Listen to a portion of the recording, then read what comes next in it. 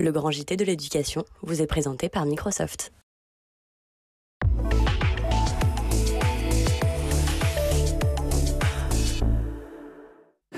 Bonjour à tous et bienvenue dans le Grand JT. Tout de suite, le sommaire. Depuis sa parution, le rapport sur l'entrisme et les frères musulmans ne cesse de faire réagir. Mais quel est son réel impact sur l'école et sur l'éducation de manière générale, ainsi que dans la société? On en parle avec notre invité dans la première partie de notre émission. En seconde partie, nous accueillerons une maison d'édition dont on vous parle souvent dans le Grand JT, les éditions Tom Pouce, et ses livres en lien avec la santé, le neurodéveloppement, mais également les troubles du comportement. On en parlera avec leur chargé de communication, mais avant la place à l'actualité avec Guillaume Bur.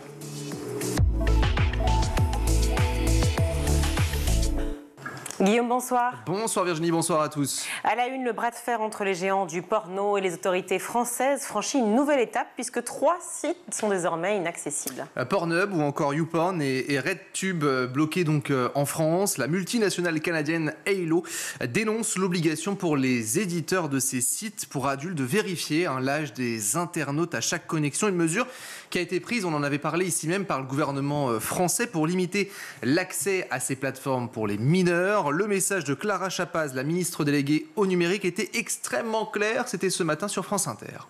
Je leur dis bon vent, parce qu'en fait, personne n'est au-dessus des lois. Personne. Et si ces sites internet, ils préfèrent se retirer de France que de protéger nos enfants, ils n'ont rien à faire chez nous. Et ça, c'est trop facile, en effet, de prendre les adultes en otage et de dire nous ne voulons pas nous conformer à nos obligations, des obligations toutes simples, qui consistent à dire, on a tous été sur ce genre de site, voir comment ça se passe. Il faut cliquer sur un bouton qui dit j'ai plus de 18 ans. Nos obligations, grâce à la loi SREN, qui a été votée en 2024, elle dit ça c'est fini. On ne peut plus se satisfaire du fait que nos enfants peuvent cliquer sur ces boutons pour accéder à un contenu qui est un contenu pour adultes. Il ne s'agit pas de stigmatiser les adultes, mais bien de protéger nos enfants. Et s'ils ne veulent pas le faire, qu'ils s'en aillent. Autre réaction, celle de la ministre en charge de l'égalité femmes-hommes, Aurore Berger, c'était sur X, regardez. Il refuse de se conformer à notre cadre légal et décide de partir. Tant mieux, a lancé la ministre. Il y aura moins de contenu violent, dégradant ou encore humiliant. Au revoir, a-t-elle écrit. On le rappelle, l'objectif est d'en finir avec le bouton plus de 18 ou non lorsqu'on arrive sur ces sites. Place à l'authentification avec une pièce d'identité. C'est justement indispensable pour Justine Atlan, la présidente de l'association e-Enfance. Il y a des sites pornographiques français ou étrangers qui ont commencé à appliquer la vérification d'âge. Donc ça paraît finalement tout à fait compatible avec le fait d'exercer cette activité et de respecter son cadre légal. Parce que pour moi, c'est vraiment la clé de voûte de la protection de l'enfance sur Internet, c'est la vérification d'âge. Mais tant qu'on n'est pas capable de reconnaître en ligne les enfants, de pouvoir les dissocier des adultes, on est incapable de les protéger puisque dans la sphère numérique, ils sont totalement confondus majeurs et mineurs. Et le résultat en est notamment qu'ils sont confrontés effectivement à des contenus qui normalement leur sont interdits comme la pornographie. Donc oui, la vérification d'âge, c'est indispensable. Mais c'est d'une efficacité manifestement qui fait peur à certains, puisque je pense que sur leur modèle économique, c'est ça qui les dérange. Ça risque effectivement, si elle est mise en place, de vraiment empêcher les mineurs d'accéder à leur contenu, ce qui est très bien de notre point de vue, mais qui pour eux peut-être va avoir des conséquences économiques si ça baisse la quantité en termes de fréquentation finalement sur leur site et donc qui peut à terme atteindre leur modèle financier. Alors le groupe canadien revendique 7 millions de connexions par jour pour la France et estime que ce dispositif qui est promu par le gouvernement français, je cite, n'a pas été testé auparavant à l'échelle du pays et crée des risques de piratage. On rappelle ces chiffres également, dès l'âge de 12 ans, plus de la moitié des garçons se sont déjà rendus sur un site pornographique, près des 2/3 pour les 16-17 ans et 2,5 millions de jeunes se rendent au moins une fois chaque mois sur un site pornographique. 2 ans après la mort du jeune Naël à Nanterre, le policier auteur du tir sera jugé pour meurtre aux assises. Selon le communiqué, 2 magistrats instructeurs du tribunal judiciaire de Nanterre ont rendu donc une ordonnance de mise en accusation, ordonnant donc le renvoi du fonctionnaire de police mis en examen devant la cour d'assises et ceux du chef d'homicide volontaire. Les juges d'instruction ont suivi les réquisitions du parquet qui avait demandé début mars le renvoi de ce policier devant la cour. 2 réactions à vous faire écouter. Tout d'abord, l'avocat de la mère de Naël, Franck Berton, sa cliente se dit soulagée. Elle n'a jamais désespéré de la justice, même si au départ, vous savez que ce dossier partait sur un mensonge et que s'il n'y avait pas eu la vidéo qui avait été diffusée du tir, on ne serait peut-être pas là aujourd'hui. Mais elle est soulagée parce qu'en réalité, c'est une application stricte de la loi pénale. La justice replace tout le monde à sa juste place. C'est-à-dire qu'il y a une interprétation par les juges, il va y avoir une décision de justice où véritablement on analysera les faits, la réalité des faits. L'accusé sera défendu et soutenu sûrement par sa corporation policière. Et puis la victime sera reconnue comme victime. C'est ça ou surtout que la maman de Naël attend, c'est qu'elle retrouve sa juste place de famille et de victime dans ce qui est une violence policière. Autre réaction, cette fois-ci du côté du policier. Son avocat, Laurent-Franck Liénard, se dit déçu de cette décision. Il s'explique. Je suis déçu, mais pas étonné, parce que nous sentions que la machine à broyer judiciaire s'était mise en route et que nous n'arriverions pas à l'arrêter au stade de l'instruction. Nous sommes déçus parce qu'on pensait quand même qu'un magistrat courageux mettrait un terme à tout ça en disant stop, en appuyant sur le frein, en disant ça n'a pas de sens de renvoyer ce policier devant une cour d'assises. Et nous voyons que ce magistrat courageux, il n'est pas là. J'attends qu'on me dise comment ce policier, qui était allongé sur ce capot de voiture avec son arme de service, pouvait arrêter la voiture.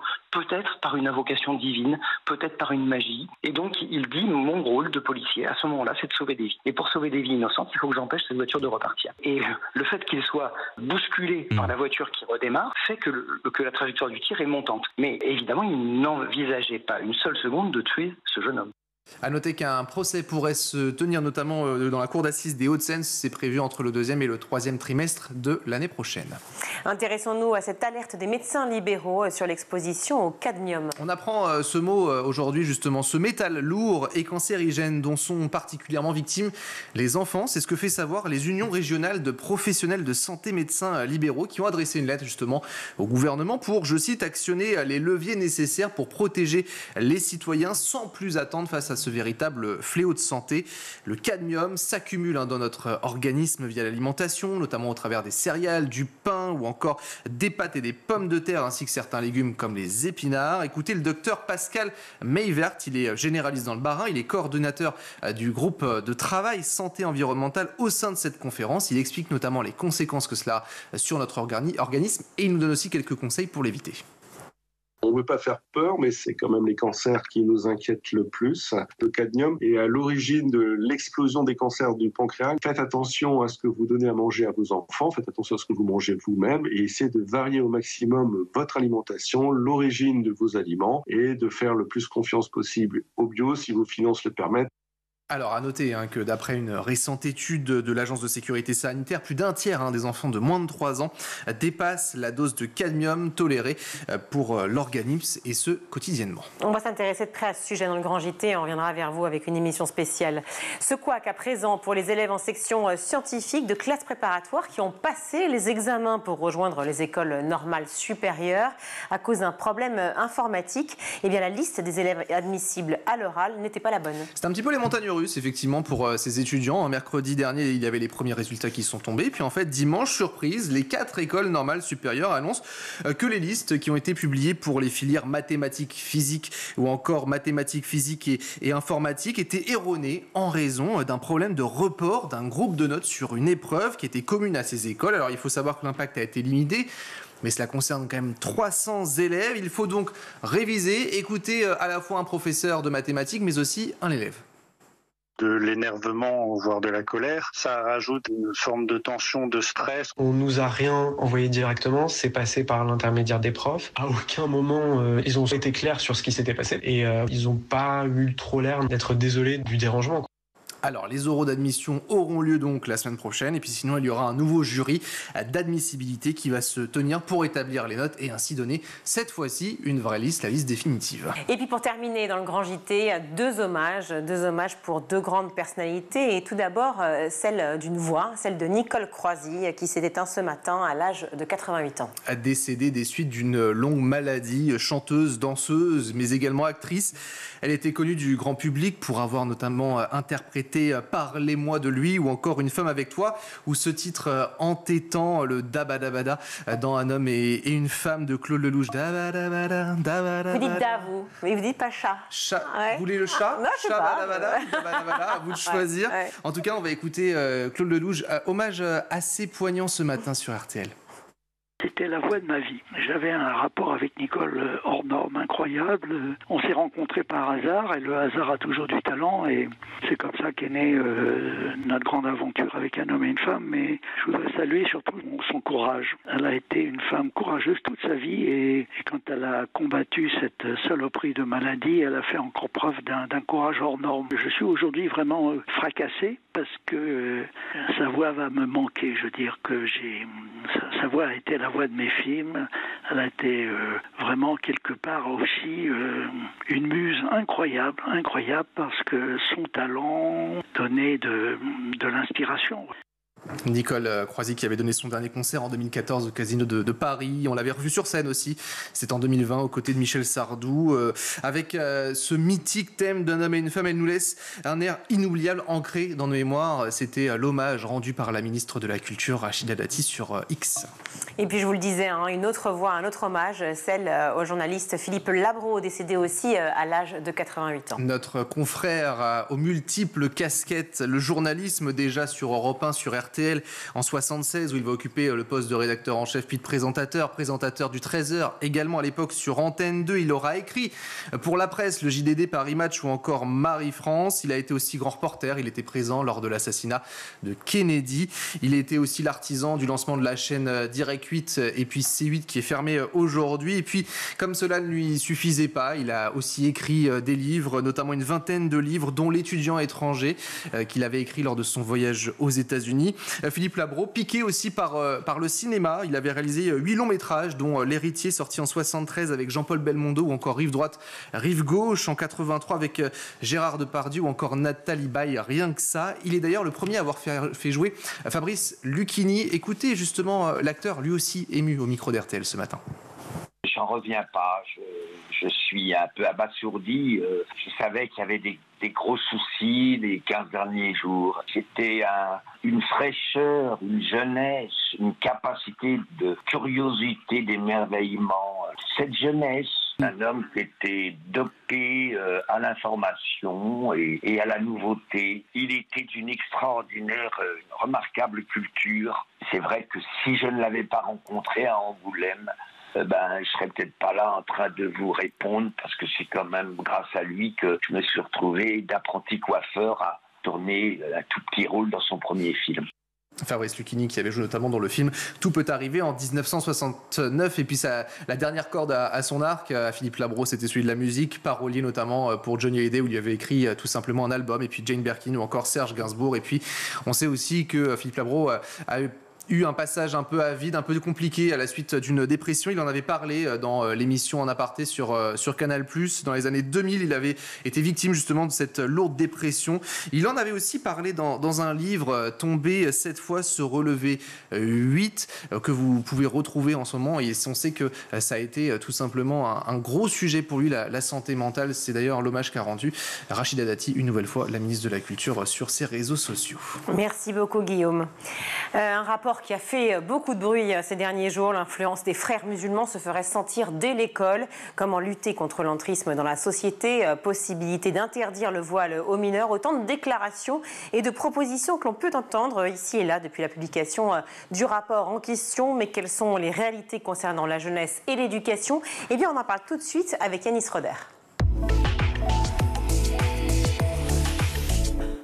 Yanis Roder, bonsoir. Bonsoir. Merci beaucoup d'être avec nous dans le Grand JT. Vous êtes professeur d'histoire, directeur de l'Observatoire de l'éducation à la Fondation Jean Jaurès. Merci d'être avec nous pour parler de ce fameux rapport sur l'entrisme qui a fait couler beaucoup d'encre. Et nous aussi, forcément, on s'y intéresse. Un document qui donc aurait fuité dans la presse, dont on parle, bien sûr, puisqu'il s'agit de l'entrisme des frères musulmans, autant dire de l'influence de l'islam radical dans la société. On va le détailler bien sûr ensemble, vous allez peut-être même le définir si vous y arrivez. On s'était beaucoup intéressé, si je puis dire, médias compris d'ailleurs, au djihadisme en France et peut-être un peu moins finalement à la pénétration de l'idéologie islamiste, donc encore une fois extrémiste, on dissocie islam d'islamiste, au sein des institutions que sont l'école, les associations de manière générale et les clubs de sport, puisque ce sont les 3 sujets qui sont à peu près visés dans ce rapport. Est-ce que c'est une façon, selon vous, de prendre conscience réellement de la situation que l'on vit en France ?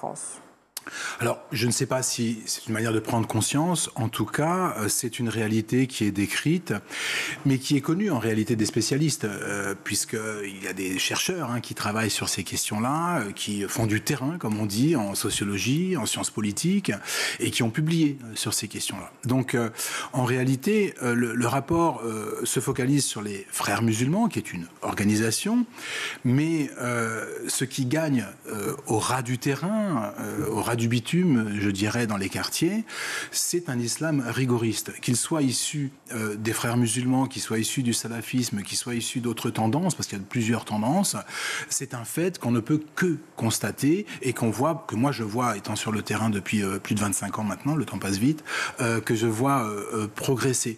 Effectivement, les frères musulmans sont une partie de cette voilà, cette mouvance qui avance. Mais pourquoi eux précisément, pardon, Yanis Roder? C'est-à-dire que c'est depuis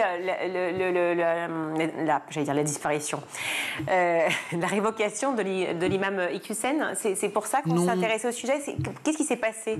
Je ne crois pas que ce soit ça. Moi, je ne suis pas dans les arcanes ni du pouvoir, et encore moins des services qui travaillent sur ces questions-là. Ce que je pense, moi, c'est que l'organisation clandestine, pseudo-clandestine des frères musulmans, si vous voulez, puisque en réalité, personne ne vous dit qu'il émane des frères musulmans, est une organisation qui semble structurée par des structures, des associations, et donc qui semble peut-être, je ne le sais pas, au pouvoir, peut-être la plus organisée, la plus donc menaçante, la plus efficace, en tout cas en termes de conquête des esprits et en termes de conquête des pratiques. Parce que c'est cela que l'on voit aussi sur le terrain.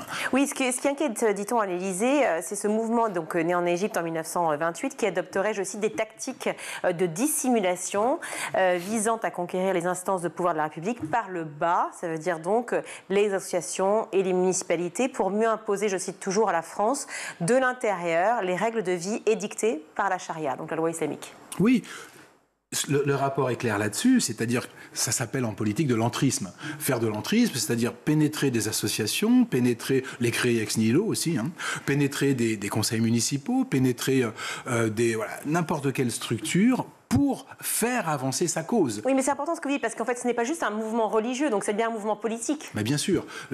Là, on parle de l'islam politique. C'est-à-dire qu'il faut distinguer l'islam, la pratique religieuse, la croyance religieuse, dans laquelle se reconnaissent des millions de Français et qu'ils vivent de manière totalement pacifique, sans arrière-pensée politique. Sûr.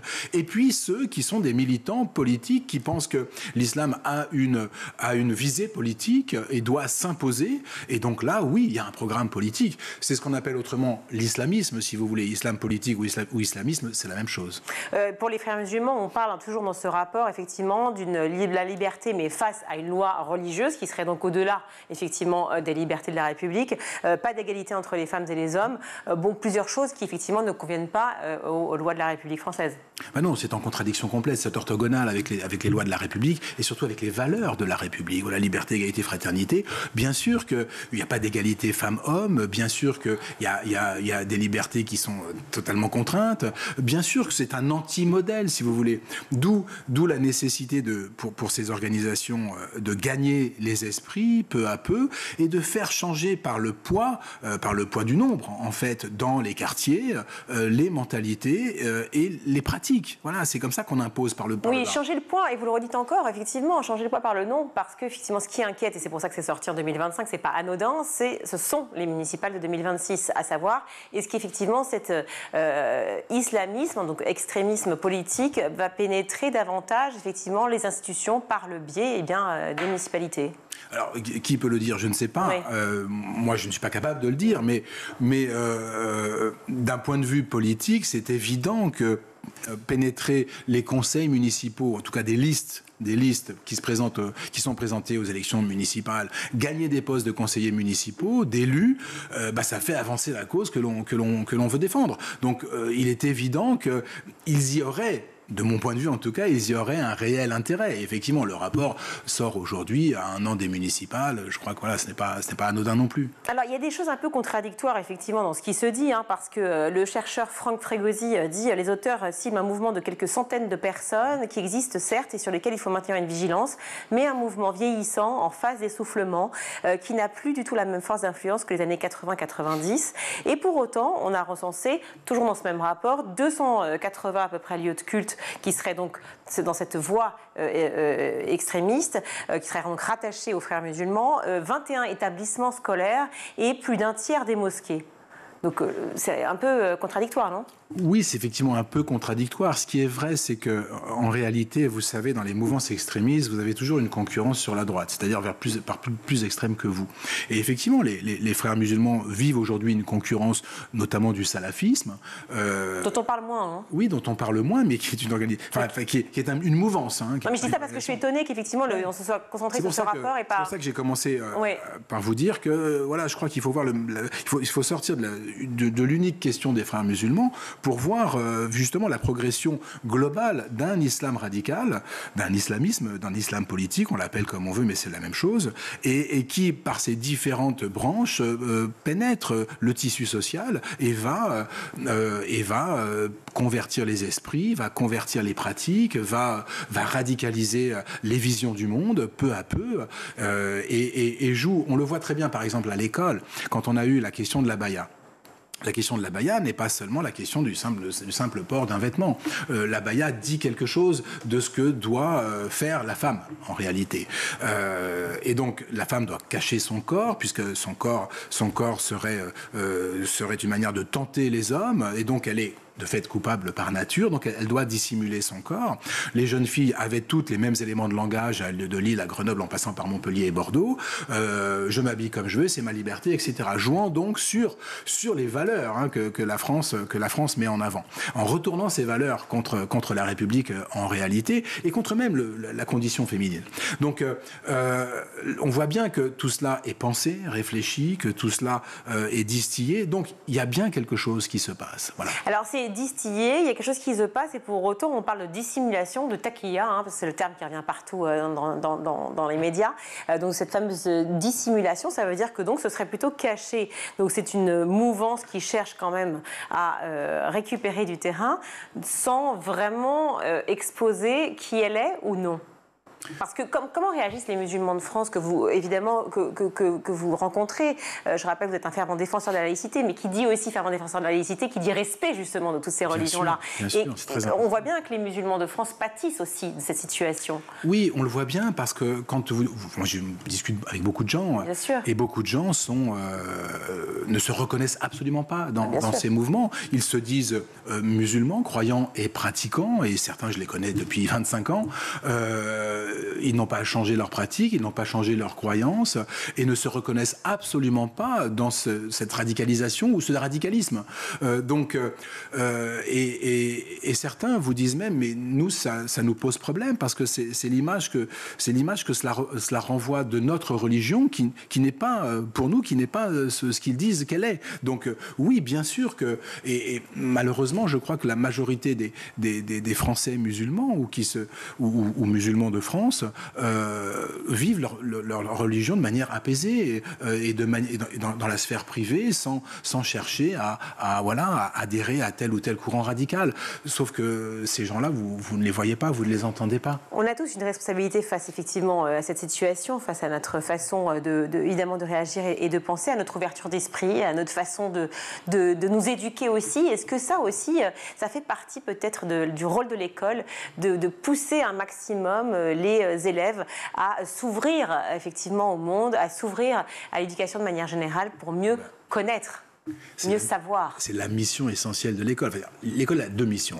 Évidemment, la transmission des connaissances, mais faire partager les valeurs de la République. Faire partager les valeurs de la République, c'est écrit dans le Code de l'éducation. C'était ce que disait Ferdinand Buisson. Vous savez, le rôle de la République, c'est de faire des républicains. Le rôle de l'école, c'est de faire des républicains.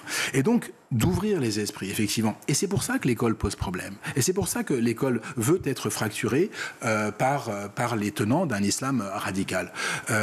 Parce que justement, elle propose aux élèves français, ou pas d'ailleurs, musulmans, de s'ouvrir, de découvrir autre chose que ce qu'ils entendent à la maison. Enfin, elle propose à tous les élèves, mais évidemment, les tenants d'un islam radical pensent d'abord à ces jeunes français musulmans qu'ils veulent, eux, garder, essentialiser dans des croyances, des pratiques, surtout pas d'émancipation, si vous préférez. Voilà. Alors que l'école de la République propose l'émancipation. C'est pour ça que les professeurs ont été assassinés. C'est pour ça que l'école est parfois contestée dans les classes, parce qu'il y a des familles dans lesquelles cette vision radicale prend, et bien ces familles à qui on ne rappelle pas assez, je crois, le rôle de l'école. Ils ont choisi l'école de la République, voilà ce que c'est que l'école de la République. Donc oui, vous allez apprendre la théorie de l'évolution de Darwin, oui, vous allez voir des tableaux de femmes nues du XVIIe siècle, voilà, ce n'est pas pornographique, c'est de l'art. Donc eh bien, tout cela, ça les choque, ça peut créer des contestations, ça arrive, hein, mais c'est le rôle de l'école, justement. Mais c'est aussi le principe même, effectivement, de cette jeunesse qui, effectivement, à l'âge préadolescent ou adolescent, se pose des milliards de questions. Déjà, nous-mêmes, à notre âge, on s'en pose, mais alors, quand on est plus jeune, évidemment, encore plus. Est-ce que c'est aussi ça qui fonctionne, si je puis dire, avec les frères musulmans et avec ce type d'idéologie? C'est justement d'aller chercher une jeunesse un peu perdue, un peu en marge, un peu laissée pour compte, ou en tout cas, qui se pose des questions et qui ne sait pas trop où elle est. Ce qui me semble assez clair, en tout cas c'est mon opinion, je ne sais pas si d'autres la partagent, c'est que la question du passage à la radicalité chez certains jeunes, me semble-t-il, est d'abord une question identitaire. C'est-à-dire, je ne me sens pas complètement d'ici et je ne suis pas complètement de là-bas. La culture de mes parents, la langue par exemple, la cuisine, ce qui faisait la culture de mes parents, je l'ai un peu perdu, voire beaucoup perdu. Ici, je m'appelle quand même comme je m'appelle, j'ai une religion qui n'est pas la religion majoritaire. Et peut-être ce qui me raccroche le plus à une identité individuelle, mais aussi collective particulière, c'est la religion. Et donc, la religion est vécue comme une question identitaire pour beaucoup. Et donc, ils vont investir cette question identitaire, peut-être parce qu'ils en ont besoin. Quand on est jeune, on a besoin de se situer identitairement parlant. Hein. Voilà, ce sont des choses qu'on peut avoir vécues individuellement. Et donc, la religion va servir de soutien à cette identité. D'où la confusion, parfois, hein, justement, entre l'appartenance et l'identité. Vous savez, l'appartenance, c'est ce qu'on vous lègue.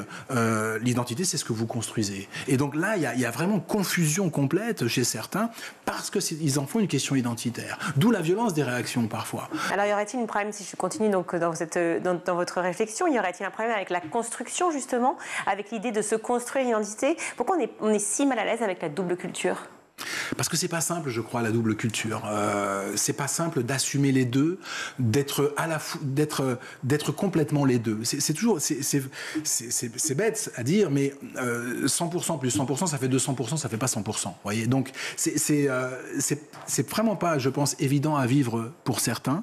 D'où je crois, la nécessité pour la République française de montrer politiquement, socialement, que les Français musulmans sont des Français comme les autres, qu'ils ont le droit de vivre leur identité particulière s'ils en ont une, s'ils veulent en avoir une, de pratiquer librement leur religion, dans le respect de la loi, bien sûr, et justement veiller à ne pas donner cette impression de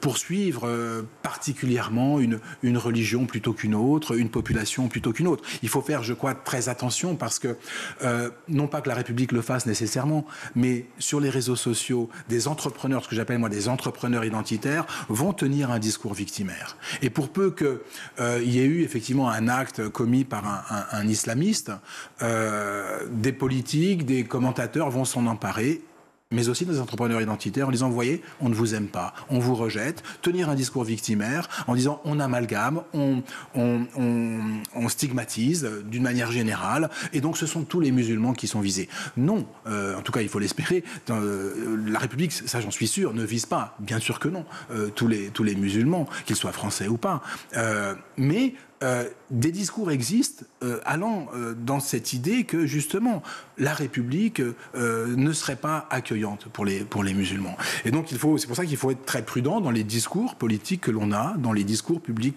que l'on peut avoir. Vous avez l'impression qu'il y a de la prudence aujourd'hui dans les discours politiques ?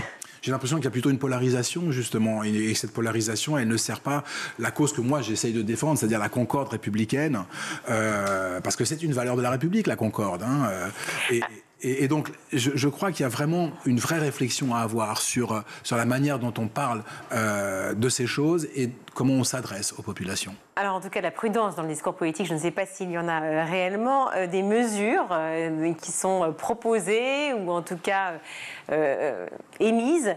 Il y a notamment celle du camp Attal, comme l'interdiction du port du voile pour les mineurs des moins de 15 ans. Est-ce que vous pensez que c'est judicieux comme proposition ? Ce qui est clair, c'est que le port du voile par des jeunes filles, des fillettes, est choquant, puisque le voile dans l'islam radical, c'est l'idée que les femmes doivent cacher leurs cheveux parce que leurs cheveux est un atour féminin qui attire les hommes. Alors si des hommes se sentent attirés par des jeunes filles, des petites filles de 5 ou 6 ans, là il faut vraiment s'inquiéter, je crois. Et 13-14 ans aussi. Et 13-14 ans aussi. Et sexualiser comme ça à outrance, parce que faire porter un voile à des fillettes ou à des jeunes filles, c'est les sexualiser à outrance. Il y a quelque chose de très malsain là-dedans. Ça, c'est la première chose. La deuxième chose, l'interdiction me semble très difficile. Je comprends l'idée de Gabriel Attal, mais elle me semble extrêmement difficile en réalité. D'abord, pour une première raison, c'est que le voile n'est vu et vécu que comme une question religieuse. Or, il y a un article 10 de la Déclaration des droits de l'homme et des citoyens qui dit que nul ne peut être inquiété pour ses opinions, même religieuses. Et en plus, l'article 1 de la loi de 1905 nous dit que la France garantit la liberté de conscience assure la liberté de conscience et garantit la liberté de culte. Oui. Donc, là, il y a quelque chose qui me semble compliqué. Et puis, on va peut-être pas aller voir une jeune fille de 13 ans pour lui dire « Écoute, t'es gentil, tu enlèves ton voile, sinon j'appelle tes parents. » C'est quoi? Et puis, comment vous distinguez une jeune fille de 13 ans d'une jeune fille de 15 ans? Donc, ça me semble compliqué. Voilà, ça me semble... non réalisable. Non. Et plus on interdit surtout le voile, plus il est porté. Donc, forcément, on se pose la question. Et puis, surtout, si on l'interdit, par exemple, à 15 ans, ça veut dire qu'à 16 ans, on le porte. En quoi, tout d'un coup, ce serait mieux de le porter à 16 et pas à 15? Enfin, je ne sais pas. Pose la question. Je ne sais pas, je ne suis pas le conseiller de Gabriel Attal. Donc, je voulais juste vous faire réagir à ça. Je suis d'accord, c'est compliqué, mais enfin... Il faudrait lui poser la question, mais effectivement, moi, ça me semble extrêmement compliqué. Même l'idée, voilà. Il est question aussi d'enseigner l'arabe à l'école, l'arabe comme la langue en tout cas enseignée comme un rempart. Qu'est-ce que vous en pensez? Alors moi dans mon établissement, ça fait bien plus de 12 ans que nous avons la langue arabe qui est enseignée par des Vous enseignez où? À Saint-Denis. Voilà. Par des professeurs certifiés ou agrégés qui sont extrêmement compétents. Nous avons des classes qui sont des classes LV1 ou LV2 arabes. Mais vous savez, c'est une langue difficile. C'est une langue difficile. Donc du coup, c'est pas si évident de remplir les classes. Ça, c'est une chose. Mais il y a une deuxième chose quand même. Puis il y a l'arabe parlé, l'arabe écrit, non? Oui, bien sûr, c'est l'arabe littéral. Voilà, c'est difficile. C'est pas forcément l'arabe que les élèves parlent à la maison, qui peut être dialectal. Mais il y a une réalité, et je comprends l'idée, si vous voulez, c'est que des associations utilisent l'apprentissage de la langue arabe pour faire passer aussi des idées politico-religieuses. L'idée de développer l'enseignement de l'arabe, c'est de substituer cet enseignement-là à cet enseignement-là un enseignement scientifique fait par des enseignants certifiés ou agrégés. Validé par l'éducation nationale. Validé par l'éducation nationale, sans qu'il y ait un double discours. On va t'apprendre l'arabe et en même temps on va te faire passer ce qui peut arriver, ce qui à mon avis n'a rien de systématique, mais qui bien sûr arrive. On a reparlé aussi beaucoup ces dernières années, on en a parlé ensemble d'ailleurs aussi sur ce plateau, des atteintes à la laïcité qui sont en hausse en milieu scolaire. Il y a une légère baisse depuis, j'ai pas vu les derniers chiffres, j'avais cru savoir que, non, je me trompe, alors peut-être. On est autour de écoutez, on a un peu plus de, on a 680 atteintes à la laïcité au mois de mars, on en est à 400 à peu près au mois d'avril. Voilà, c'est ça va légèrement diminuer, mais enfin, est-ce que c'est nécessairement lié à ce qui est mentionné dans le rapport en question de l'entrisme, encore que, savoir si vous avez entièrement lu les 73 pages du rapport qui a été volé, pas volé, dissimulé pas. Bon. Écoutez, c'est très divers en fait. Vous avez des contestations d'enseignement qui peuvent être liées par des élèves. Alors, j'entends par contestation d'enseignement, c'est-à-dire le refus d'accepter ce qui est dit par l'enseignant et qui relève en général de la science, au nom de croyances religieuses. C'est le refus d'accéder, de participer à des cours, par exemple. Ça peut être en EPS, par exemple. Au nom sciences et vie de la Terre aussi. Sciences et vie de la Terre, bien sûr. Histoire, bien entendu. Ou même en philosophie. J'ai en mémoire cet enseignant qui me racontait, professeur de philosophie en classe de terminale, un débat avec les élèves et une jeune femme qui lui disait « Mais enfin, monsieur, vous n'allez quand même pas nous faire croire qu'on descend du singe, c'est ridicule. » Ça, c'est une croyance. Vous voyez? Donc l'inversion des choses. Ah oui. Et oui. Et donc, c'est la croyance des athées. Voilà ce qu'elle a dit. C'est la croyance des athées. C'est intéressant comme... D'accord, on descend de Dieu. Ben, bien sûr. En gros. Bien sûr. Oui, d'accord. De Dieu. Donc, Alors ça, c'était dans le cadre d'un débat, c'est pas une contestation. La contestation, c'est le refus de l'enseignement. Voilà. Non, mais ça ouvre une autre page, les complotismes, effectivement, et toutes les idées reçues, mais enfin, ce serait l'objet d'une autre émission.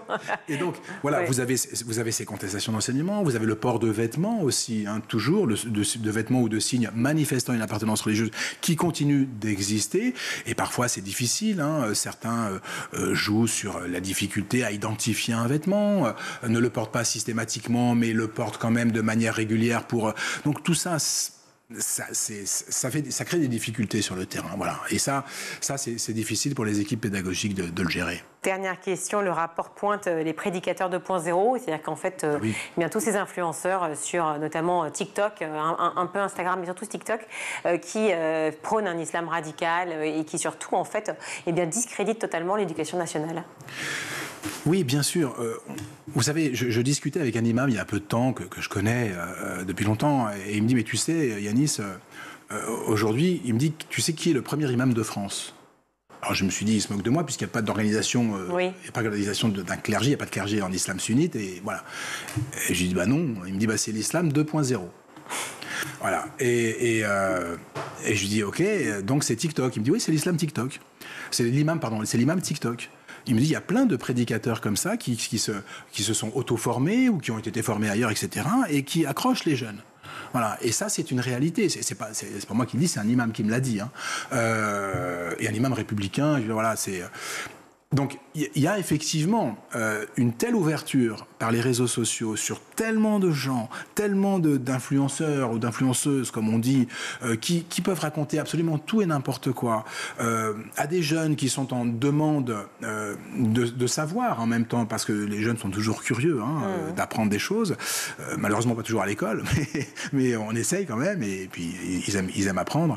Mais effectivement, ils sont à la merci par les réseaux sociaux de gens, de prédicateurs qui peuvent leur monter la tête, quoi. Et ils ne sont pas toujours suffisamment intellectuellement outillés pour faire le tri dans ce qu'ils voient et dans ce qu'ils entendent. Merci beaucoup Yanis Roeder d'être venu dans le Grand JT. Merci à vous, professeur d'histoire et directeur de l'Observatoire de l'éducation à la Fondation Jean Jaurès. Merci. Merci. On marque une courte pause, on se retrouve.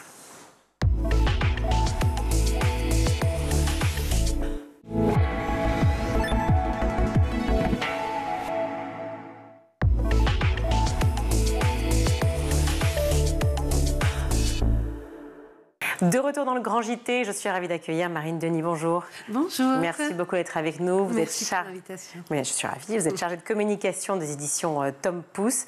C'est une maison d'édition engagée, indépendante et plus que jamais nécessaire. Mais peut-être que je vais vous laisser expliquer déjà finalement l'histoire de ces éditions Tom Pouce. Alors, les éditions Tom Pouce existent depuis une vingtaine d'années et elles ont été créées par Alain Royer. Et il a constaté en fait qu'il y a 20 ans qu'il y avait un vrai manque au niveau de l'information et de la formation autour des troubles des apprentissages et des handicaps, et notamment la dyslexie à l'époque, où il y avait vraiment une sorte de zone blanche autour de ce sujet-là. Et il a eu l'idée de créer cette maison d'édition pour informer les parents, les enseignants, les professionnels sur comment accompagner à l'époque des enfants. Alors depuis, on a un petit peu évolué, maintenant on parle aussi aux adultes et aux seniors. Mais à l'époque, les enfants, voilà, comment les accompagner au mieux, parce que généralement, quand on a des troubles des apprentissages, c'est toute une vie. Et ça demande plus que d'essayer de soigner ou quoi que ce soit, ce qui n'est pas possible. Comment accompagner au mieux, comment valoriser ces enfants.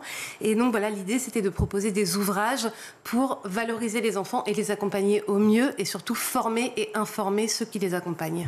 Donc Tom Pouce en fait se démarque des autres maisons d'édition parce qu'effectivement c'est plus spécialisé sur à la fois les troubles du neurodéveloppement, sur les handicaps de manière générale, ou en tout cas sur l'apprentissage mais autrement. C'est ça, exactement. Ouais.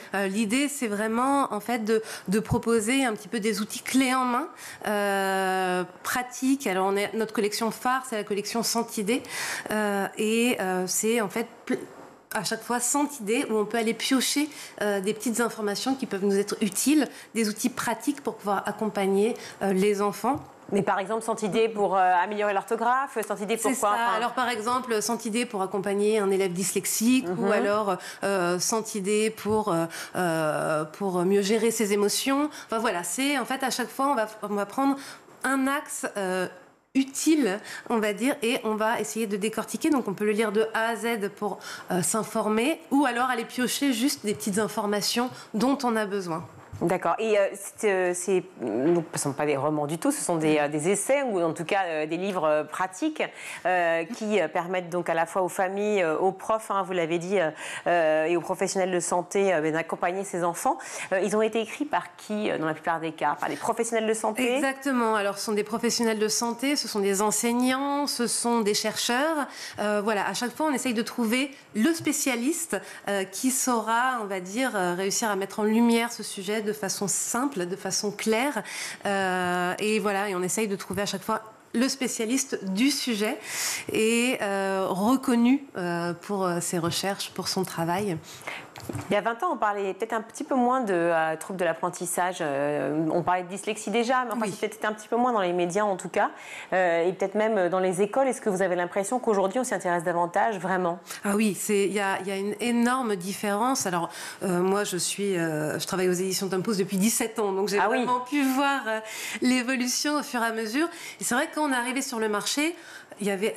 Enfin, vraiment, c'était un no man's land, quoi. Il n'y avait rien du tout sur ce sujet-là. D'où la nécessité que vous soyez là. Exactement, d'où la nécessité à l'époque. Alors, aujourd'hui, c'est toujours nécessaire qu'on soit là, parce que, en effet, ça a beaucoup évolué. Notamment, la dyslexie est devenue un peu plus... le sujet, on va dire, et on en parle plus, parce que c'est plus diagnostiqué aussi, par rapport à il y a 20 ans. Mais il y a encore beaucoup de méconnaissances sur le sujet. Alors, je parle de la dyslexie, mais tous les troubles du neurodéveloppement, il y a souvent des méconnaissances sur les sujets. On est un petit peu au courant, mais les personnes qui sont en charge des enfants, que ce soit les enseignants, que ce soit les professionnels ou même les parents, en fait, sont souvent démunis. Et voilà, donc aujourd'hui, il y a beaucoup de témoignages qui vont être publiés. Il y a des collections spéciales aussi avec des typographies 10 qui vont être créées, mais c'est vrai que le fait d'offrir ces outils pratiques-là, ces essais qu'on propose, il n'y a pas énormément de maisons d'édition qui proposent ça, et en tout cas nos livres, les retours qu'on a, c'est que nos livres sont vraiment très utiles, et notamment de la part des associations aussi qui nous soutiennent beaucoup et qui nous suivent et qui recommandent énormément nos Et oui, les assos pour les familles, et puis pour, donc on l'a dit, pour les professionnels, pour les enseignants aussi, parce que c'est pas toujours simple effectivement de se former à ces fameux troubles. On n'est pas toujours face à des enfants qui vivent ces troubles-là. Encore faut-il pouvoir peut-être les repérer, être le premier maillon quand on est enseignant, et se dire peut-être que ce serait intéressant d'aller voir quelqu'un pour faire un diagnostic, en tout cas éventuel, et pour faciliter l'apprentissage de cet enfant. Oui, parce que en plus, généralement, les enseignants ne sont pas forcément au courant des problématiques des enfants dans leur classe. Et puis, il y a des problématiques qui sont diagnostiquées, d'autres qui ne sont pas forcément diagnostiquées. Et voilà, donc généralement, les enseignants, la première chose, les premiers outils qu'ils vont avoir à disposition, ça va être très souvent des livres. Donc voilà, où ils vont essayer de se renseigner dessus. Moi, je reçois énormément de mails d'enseignants qui me disent, bon, voilà, j'ai un élève dans ma classe qui a telle ou telle problématique. Qu'est-ce que vous me conseillez comme livre? Voilà, nous, on va dire, on a une première approche pour pouvoir se renseigner, ou alors il y a beaucoup d'orthophonistes aussi qui recommandent nos ouvrages, notamment aux parents. Voilà, des orthophonistes qui vont suivre des enfants, mais pour pouvoir donner des outils aux parents aussi, vont recommander nos ouvrages pour avoir des petites clés pratiques. Et alors on parle d'ouvrages aussi, et on parle de romans, parce que vous éditez aussi des romans pour les enfants, qui sont des romans, alors a priori effectivement faits pour ces enfants qui sont atteints de troubles de TND, mais en fait c'est valable pour tous les enfants. J'ai regardé un peu les ouvrages, notamment les titres, mais certains je les ai parcourus et d'autres lus, mais pas tous, je l'avoue. En fait c'est une manière aussi de pouvoir se sensibiliser à l'autre de manière générale, à l'enfant, à l'amitié, au lien dans les classes. Tout à fait. En fait, on est parti du constat qu'en effet, il y avait un certain nombre de livres qui étaient sortis avec des typographies adaptées, donc soit qui vont reprendre des ouvrages déjà existants, soit qui sont écrits spécialement pour des enfants 10, très étiquetés 10 dessus. Nous, on a créé cette collection. On n'avait pas envie de faire des ouvrages dédiés aux 10. L'idée, c'était de faire des ouvrages avec une facilité de lecture, Donc avec une typographie adaptée, un interlignage, un contraste assez fort pour qu'il soit lisible par tous, que les enfants aient des problématiques de lecture ou pas, donc notre collection Ado 10. Mais surtout, ce qu'on voulait, c'est mettre au cœur des romans des héros neuroatypiques. Alors c'est pas le cœur de l'histoire, ça fait partie des personnages, mais justement l'idée c'est que les enfants qui ont des problématiques de neuroatypie puissent trouver des héros qui leur ressemblent, auxquels ils peuvent vraiment s'identifier. Et c'était vraiment ça le cœur de la collection Ado 10, c'est de prendre des auteurs, autrices principalement, reconnus en littérature jeunesse, voilà, comme Véronique Fauze ou alors Yael Hassan, qui sont voilà, des grandes autrices jeunesse, de leur donner une charte à respecter justement pour que ce soit lisible au maximum, mais surtout en fait que ce soit des livres accessibles à tous et où les enfants avec neuroatypie puissent se reconnaître et voir que eux aussi peuvent être des héros. Alors même si vous êtes grand par l'action et par tout ce que vous faites, effectivement, vous restez une petite maison d'édition. On sait que le contexte n'est pas toujours facile en ce moment pour l'édition indépendante. À l'occasion de vos 20 ans, vous lancez une campagne de financement participatif. Alors racontez-nous comment ça se passe. Alors en fait, on a constaté, alors comme beaucoup de maisons d'édition aujourd'hui, c'est vrai qu'il y a pas mal de difficultés avec le contexte économique et on s'est rendu compte que dans les prochains mois, avec les difficultés qu'on avait, on allait devoir réduire drastiquement nos livres, sauf qu'il y a énormément de sujets qui nous paraissent vraiment essentiels à traiter et on n'a pas envie. En fait, chaque livre nous paraît vraiment essentiel, chaque livre est utile et l'idée de ce financement, c'est de pouvoir en fait continuer à avoir une activité et de pouvoir offrir les livres on va dire utiles au maximum à nos lecteurs, à nos lectrices. Et voilà. Et en fait, pour nos 20 ans, entre guillemets, on a voulu marquer le coup en disant on est là depuis 20 ans, on tient. Il y a des moments qui sont plus difficiles que d'autres. En ce moment, c'est un moment difficile et on essaye d'apporter beaucoup de choses depuis 20 ans. On a beaucoup de soutien et là on a besoin aussi voilà, d'un petit coup de pouce soutien effectivement des lecteurs, des lectrices, de tous ceux qui font la force effectivement de l'éducation et qui se disent que cette maison d'édition Tom Pouce doit continuer d'exister, c'est ça, justement pour que, sans faire de jeu de mots, nos enfants poussent, qu'ils continuent d'apprendre. Alors ça veut dire que donc à hauteur de ce qu'on peut ou pas, on finance? Oui, en fait chaque don entre guillemets, chaque action, chaque partage même sur les réseaux sociaux nous est utile. Alors on a prévu des contreparties aussi dans notre campagne Ulule, des carnets, des sacs, des ouvrages aussi. Mais voilà, l'idée c'est vraiment entre guillemets de montrer que une maison d'édition indépendante c'est une équipe, c'est un travail, c'est vraiment un travail même artisanal d'orfèvre. Et que parfois c'est pas forcément toujours évident, on le fait avec passion, mais que parfois on a besoin d'un petit coup de pouce. Oui, bien sûr. Alors on va sur quoi exactement pour participer, pour ce financement participatif? Alors on a une campagne Ulule, donc il faut aller sur le site Ulule. ULULE. Exactement, oui. Et taper dans la barre de recherche édition Tom Pouce ou sinon sur tous nos réseaux sociaux, on est sur Instagram, sur Facebook, sur LinkedIn. Il y a le lien vers la campagne de financement. Et voilà, et donc chaque geste compte. Mais bien sûr, chaque geste, mais si ça peut être un gros geste, c'est mieux. Oui, forcément, toujours. Merci beaucoup à vous d'être venue, Marine Denis, dans l'émission pour nous parler effectivement des éditions Tom Pouce, qui fête ses 20 ans et qui a besoin de vous pour continuer à éditer de beaux et de beaux livres et aussi surtout essentiels. Merci beaucoup. Merci pour cette mise en lumière. Merci. Tout de suite, on va retrouver le meilleur de School TV avec le Zap. Qu'est-ce qui vous a poussé à créer aujourd'hui un téléphone? Ça n'existait pas? Non, on a vraiment fait un tour du monde complet. On est allé jusqu'aux États-Unis voir ce qui se passait. Ouais. Et donc pour voir s'il y avait des téléphones similaires par rapport à l'idée qu'on avait d'avoir vraiment un smartphone éducatif et sécurisé. Et c'est comme pour beaucoup de gens, c'était une angoisse. Donc c'est-à-dire de me dire je vois ce qui se passe. Moi j'ai le recul à peu près parce que je ne suis pas né avec le téléphone, mais j'ai grandi avec. Ouais. Mes parents sont un peu les gardiens du temple aussi parce que c'est une génération qui n'a pas pas connu le téléphone, en tout cas comme on le connaît aujourd'hui. Et donc nous on a eu le temps de voir un petit peu les choses s'installer. Et aujourd'hui, dans une culture de l'illimité et de l'instantanéité, on a des enfants qui sont quasiment nés aujourd'hui avec le téléphone. On voit même qu'il y a des mouvements qui sont faits dès le plus bas âge, en fait, où ils sont très très forts. Ils savent pas écrire, mais ils savent appuyer sur le micro pour dire tel dessin animé. Donc c'est assez fou. Voilà, exactement. Donc c'est autant passionnant comme aussi un peu perturbant, aussi un peu déconcertant.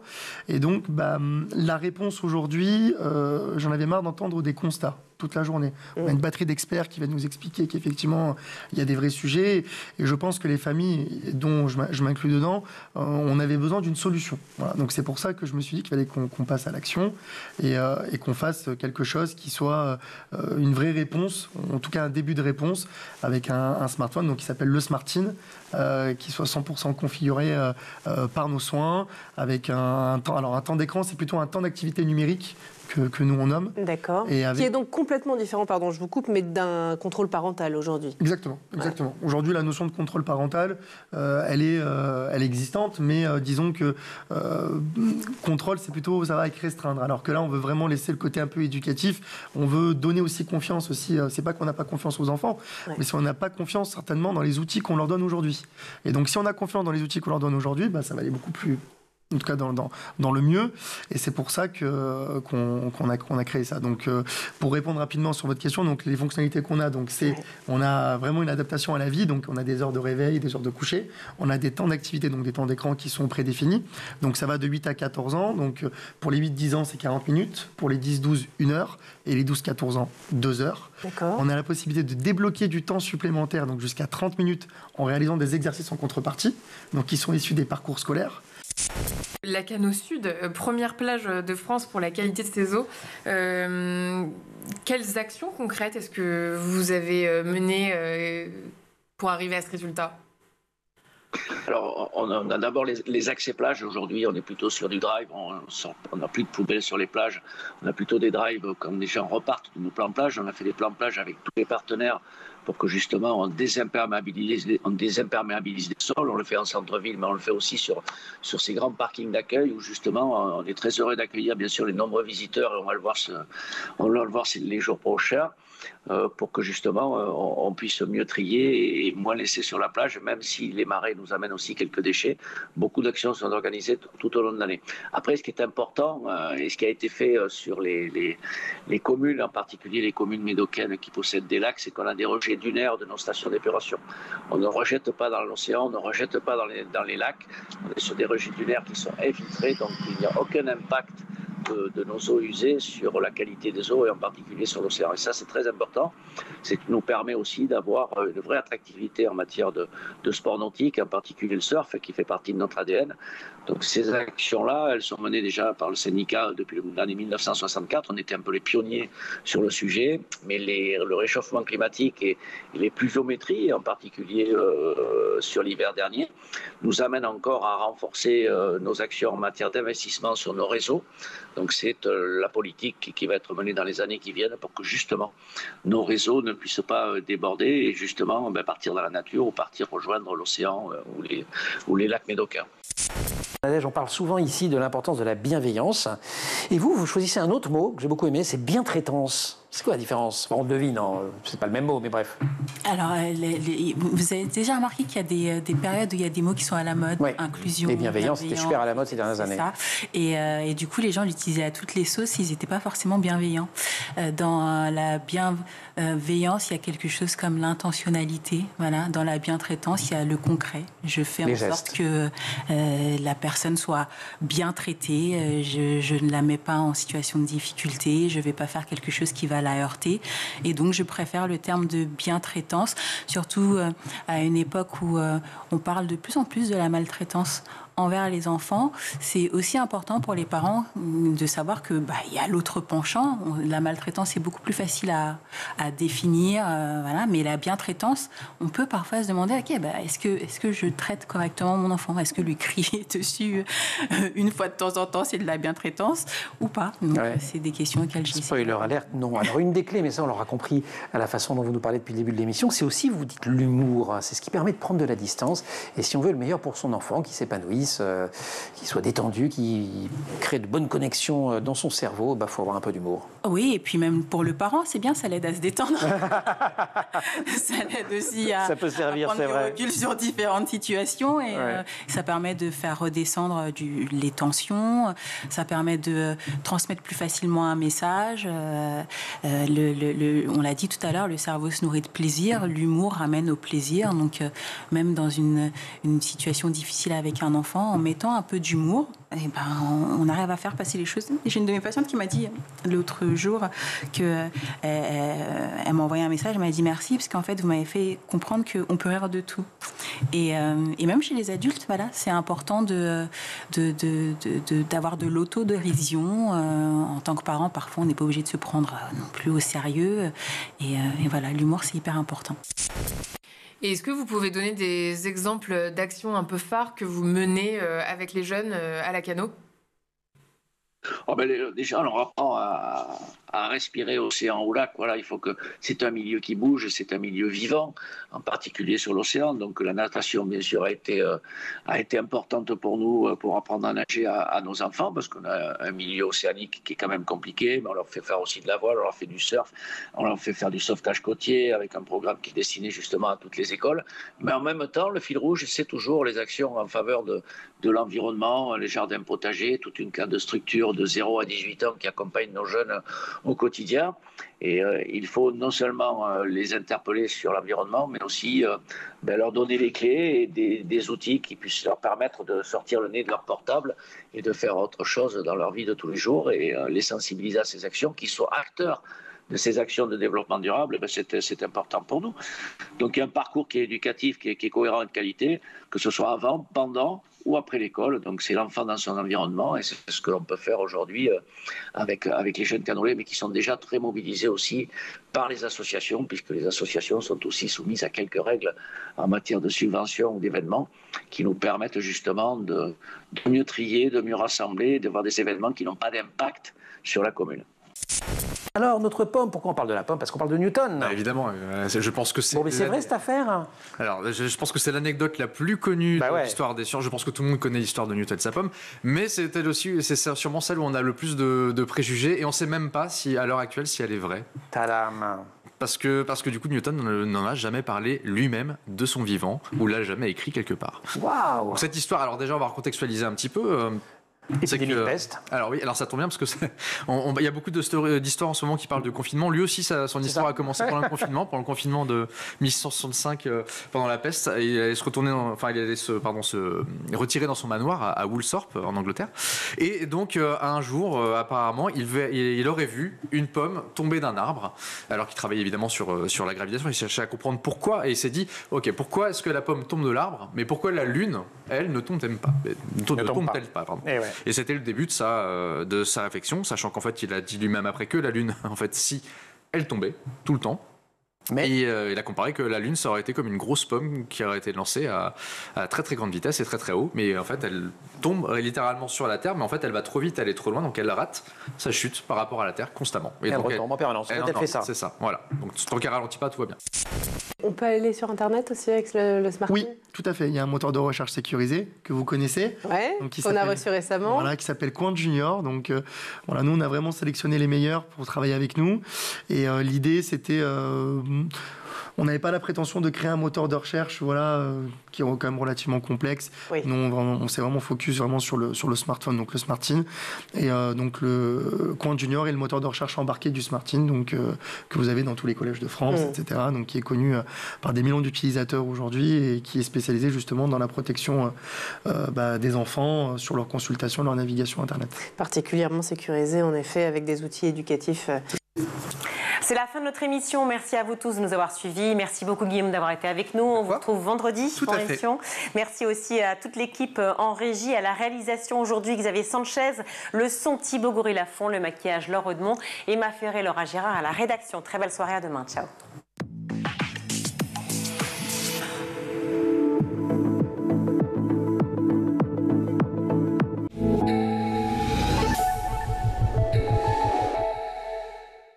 Vous avez regardé le grand JT de l'éducation avec Microsoft.